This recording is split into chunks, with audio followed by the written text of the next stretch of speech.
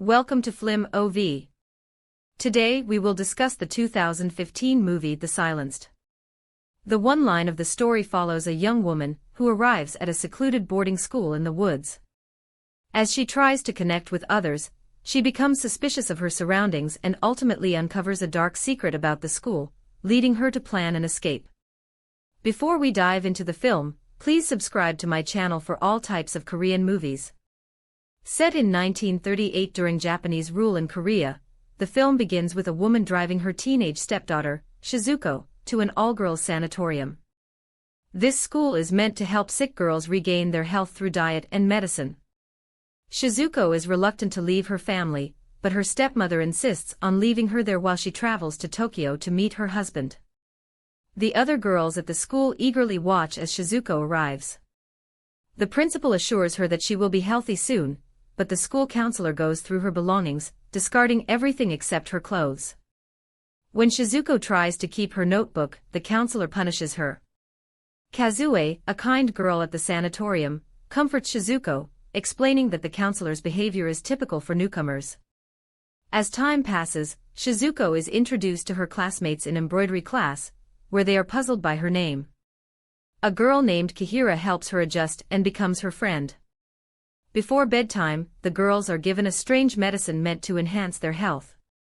Shizuko doesn't pay much attention and eats like everyone else. At midnight, Yuka, the unspoken leader of the girls, wakes Shizuko and takes her to another room. There she bullies Shizuko and throws pebbles at her. Suddenly, Shizuko coughs up blood and collapses. Kazue arrives and tells the girls to leave. She and Yuka were once friends but now they are rivals. The next morning, Shizuko is called to the principal's office. The principal gives her a strange tea and explains a competition. Each year, 2 outstanding students are chosen to go to Tokyo for studies at a prestigious school. Every girl is competing for this prize, and the principal wants Shizuko to join in. After that, Shizuko receives an injection of medicine that the counselor claims will help with her illness. On her way back, Kihira approaches her and mentions that someone with Shizuko's name lived with them not long ago.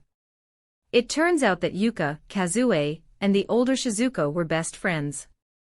One day, however, Shizuko mysteriously vanished without a word. Later, Kazue takes Shizuko to a hidden underground storeroom. She found a notebook there some time ago, and wants Shizuko to have it since her own was taken by the counselor. 2 girls become friends as they share stories about their past. At school, their physical fitness is tested by how long they can jump. In the next test, Yuka and Kazue achieve the highest scores. Meanwhile, Shizuko struggles and cannot jump at all. Later, during lunch, the principal reminds the girls to take their medicine daily, explaining that it is tailored to their health needs, and will aid their recovery. Shizuko quietly inquires about what the old Shizuko was like. Suddenly, Kihira attacks her, attempting to choke her. Kazue intervenes and saves Shizuko, but Kihira begins to convulse, her bones cracking and foam appearing at her mouth. After a while, Kihira returns to her normal self, unaware of her earlier actions. Shizuko still apologizes to her. The next day, Kazue and Shizuko sneak out of school and wander through the forest. After some time, they discover a river and Shizuko is thrilled, having never seen one before. In the next physical test, Shizuko jumps farther than most girls, finishing in 3rd place behind Kazue and Yuka. Her health improves, and she feels it's because she now has a dependable friend. However, Yuka feels jealous seeing Shizuko and Kazue together. She places a dead bird in Shizuko's closet and tells her she will always be pathetic. But now that Shizuko is feeling better, she stands her ground. During breakfast, she puts the dead bird on Yuka's plate as revenge. One day, Shizuko finds a notebook under Kazue's mattress and decides to look inside. She sees a torn photo of Kazue and then spots a necklace on the floor. Before she can grab it, a hand reaches out from under the bed and takes it away. When she checks again, there's no one there. Suddenly, a creepy girl appears on the other side of the room. Terrified, Shizuko runs outside and bumps into the counselor. When she looks under the bed again, she is shocked to find it empty. Soon after, a girl named Iguchi mysteriously vanishes. The principal claims her mother came and took her home. Shizuko is skeptical because the girl under the bed looked just like Iguchi. She tries to tell Kazue but is brushed off. Then Kihira asks if she really saw Iguchi. When Shizuko says yes, Kihira tells her to check under the stairs. To her horror, she finds another girl in the same state as Iguchi. As Shizuko backs away in fear, she runs into Kihira, who is now choking herself.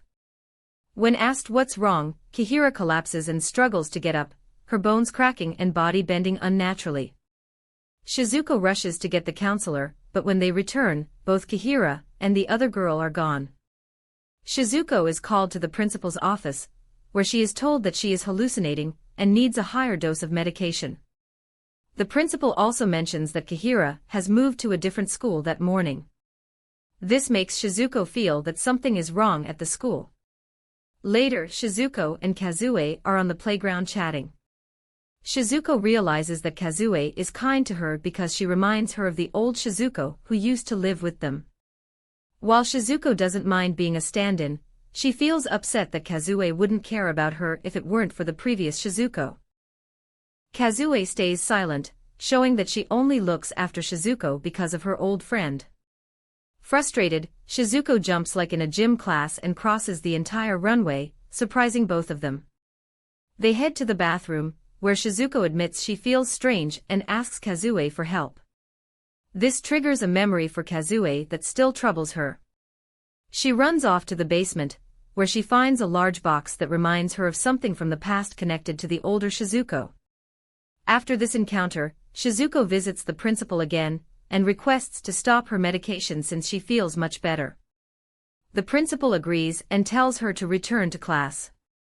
In the next embroidery class, the principal announces she will pick a candidate she believes will win the competition. Everyone thinks it will be either Kazue or Yuka, but to their surprise, she chooses Shizuko. Once the teachers leave, Yuka confronts Shizuko angrily for taking her chance. Shizuko screams and pushes back after being hit against the cupboard multiple times. The impact shatters the glass. In a moment of anger, she grabs Yuka by the neck and lifts her off the ground.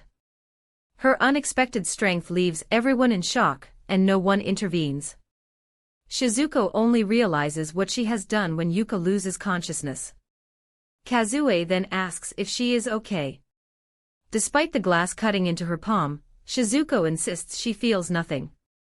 Kazue is stunned because her old friend Shizuko had a similar experience. She starts shaking Shizuko, demanding to know her true identity. In the next scene, Kazue lies unconscious on a bed with Shizuko beside her. Seizing the moment, Shizuko opens Kazue's diary and finds her name written throughout. One page features a box that looks like the one in the storeroom. When Shizuko goes to investigate, Kazue wakes up and follows her. A flashback reveals that older Shizuko and Kazue were in the storeroom one day when Shizuko had a seizure, similar to Kihira's earlier episode. Her hands were injured, but she felt nothing and kept asking Kazue for help. However, Kazue, frightened, pushed her away. When she returned with the counselor, Shizuko had vanished completely. They were told she was sent home, but the memory still haunts Kazue. Back in the present, Shizuko and Kazue sneak into the principal's office, searching for answers about the missing girls. Suddenly, the principal and a Japanese soldier enter. The girls quickly hide behind a cupboard and overhear the principal discussing an experimental drug. Once the two leave, they unlock a safe and discover files about drugs being tested on the girls. It becomes clear that the military is attempting to develop a drug to create superhuman soldiers. They are financing the sanatorium so the principal can test a drug on the girls. So far, they have discovered that the drug gives temporary superhuman abilities but ultimately leads to death. This explains Kazue's high jumps and the girls' seizures, which result in them disappearing the next day. In truth, they don't disappear, they die from the daily doses of the drug. The girls are startled by loud shouts. When they go outside, they see Yuka on a tree branch and she falls to her death. A counselor tells the girls to return to their room but notices that Shizuko and Kazue are missing. Outside, the two are running through the woods, trying to escape the sanatorium. They reach a military base but are stopped when a soldier catches them. When they fight back, Shizuko is shot in the back. Kazue whispers to Shizuko and then flees, while the soldier takes Shizuko back to the sanatorium. There, the principal sedates her and ties her to a bed. Meanwhile, Kazue goes to the principal's office to get a gun to save Shizuko. She finds Shizuko in a room, but before she can help, a soldier attacks her from behind and knocks her out. In the next scene, the principal and the counselor have sedated all the girls and are forcing them to inhale a test drug. The principal is thrilled, believing her experiment will succeed by morning. However, the soldier has his own agenda. He feels mistreated by the principal, who has treated him like a servant. Since the experiment is set to succeed, he no longer needs her and plans to take control. When he tells her this, she refuses to comply, and the counselor slaps her in agreement. Soon, soldiers flood the area. Meanwhile, Kazue wakes up inside a water-filled box. She struggles to escape but finds herself trapped. Later, Shizuko awakens and rushes to find Kazue, only to stumble upon a room filled with tanks containing frozen girls. To her horror, she sees Kazue in a box. She cries out for her friend, but Kazue is already dead. As the sadness fades, anger takes over. Shizuko steps outside, determined to take revenge on those responsible for her friend's death. With her superhuman strength, she easily lifts a heavy wooden door and hurls it at the soldiers and the principal.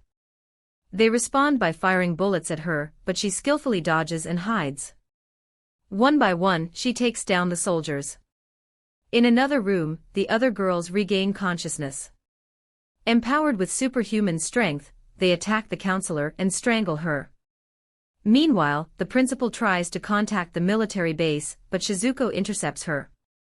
With little effort, she lifts the principal and slams her to the ground. As Shizuko heads toward Kazue, the principal shoots at her. The bullet misses and shatters the box, causing Kazue's lifeless body to fall out, which fuels Shizuko's rage. She grabs the principal and impales her against the wall. In the final scene, the girls have turned on each other, driven mad by the drug they were given. They have also mutilated the counselor's body after killing her. The sanatorium is in chaos, with bodies scattered everywhere. The only survivor is Shizuko, who cradles Kazue's head in her lap. The movie ends, highlighting their true friendship and bravery. Don't forget to subscribe and like the video. See you in the next exciting movie. Until then, goodbye and love you all.